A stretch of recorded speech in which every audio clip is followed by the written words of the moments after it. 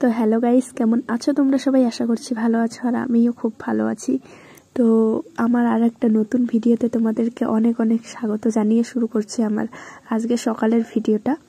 তো সকালে ঘুম থেকে উঠে মা দিয়েছে আমাকে বিছানা পরিষ্কার করতে, আর মা এদিকে জল গরম বসিয়ে দিয়ে গেল। তো বিছানাটা আর কি পরিষ্কার করছিলাম, ব্ল্যাঙ্কেট দুটো গুছিয়ে রেখে তারপর বিছানাটা ঝাড়ু দিতে বলেছে।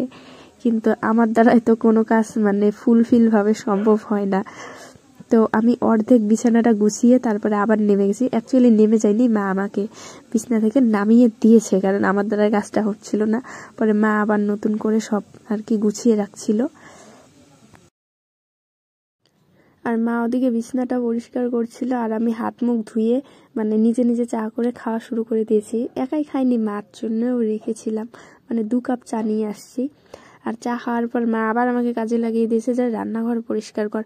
কি করব, কয়দিন তো বসেই ছিলাম আসার পর এখানে, তো ভাবলাম একটু কাজে হাত লাগাই, না হলে আবার বেশি আলসিয়া টাইপের হয়ে যাব।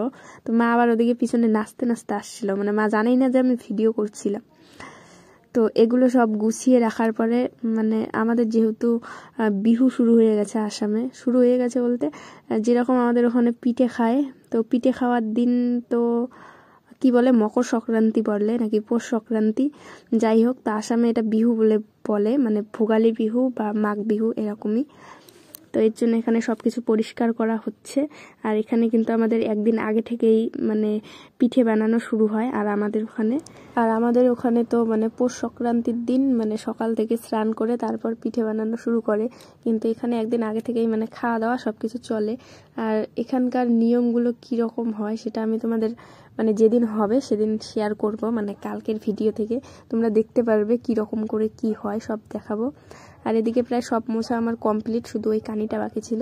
আর মা এদিকে দেখো নারকেলের নাড়ু বানাবে, অনেক কিছুই করে এখানে। আমাদের ওখানে যেরকম পুজোর সময় নাড়ু মোয়া এসব বানানো হয়, কিন্তু এগুলো কিন্তু এখানে এই যে বিহুতে বানায়। আর আমি এদিকে ভিডিও করছিলাম, কিন্তু আমার কি যেন একটা সমস্যা হয়েছে, ভিডিওর সাউন্ডগুলো না হচ্ছিল না। আমি কথা বলেছিলাম ভিডিওতে, কিন্তু সাউন্ড হচ্ছিল না।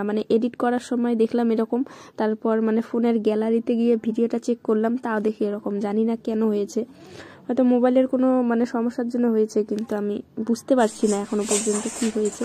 আর আমি গেছিলাম স্নান করতে, তো স্নান করে এসে দেখি যে মার একদম পুরো কমপ্লিট। মা প্রথমে নারকেলের নাড়ুটা করেছে, করার পর নাকি শক্ত হয়ে গেছিলো, তিল না কি বলে সুজি দিয়েছিল নারকেলের মধ্যে, তো সুজি দেওয়া বেশি হয়ে গেছে, ওর জন্য শক্ত শক্ত হচ্ছিল।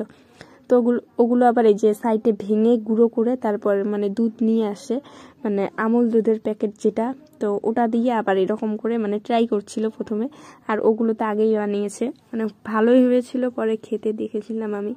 তো এইভাবেই বানিয়েছে। আমার যদি এরকম হতো, আমার তো দম হতো না যে কোনো একটা বুদ্ধি করে আবার নারকেলেরটা নাড়ুটাকে ঠিক করি। আর এই ভিডিওটা ছিল বিকেল বেলার খাওয়া দাওয়ার পরে।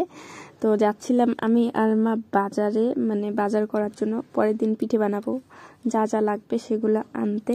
আর বাজারের মধ্যে এত ভিড় কি বলবো, গিয়েই প্রথমে জুতো দেখা শুরু করেছি, কিন্তু প্রথমে জুতোটা নেইনি, বাজার করে আসার সময় জুতোটা নিয়েছি।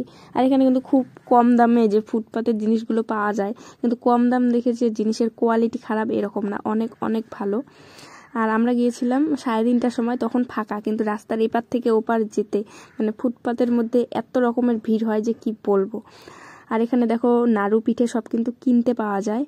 তো আজকে দেখাতে পারিনি ঠিকই, কিন্তু পরের বার তো আবার বাজারে যাব অনেকদিন, তখন দেখাবো।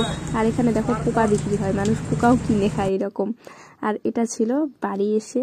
তো চলো ভিডিওটা আর পরে করিনি, বললাম যে সাউন্ডের প্রবলেম হচ্ছিল, ওর জন্য আর ভিডিওটা অনেক ভিডিও আমি কেটে কেটে দিয়েছি, ওগুলো ভিডিওর মধ্যে নেইনি। তো পরের ভিডিওটা চেষ্টা করব ভালোভাবে বানানোর। আপাতত এই ভিডিওটা এই পর্যন্তই। আর বাজার থেকে কি এনেছি না এনেছি সেগুলো তোমাদেরকে পরের দিন শেয়ার করব সকালবেলা।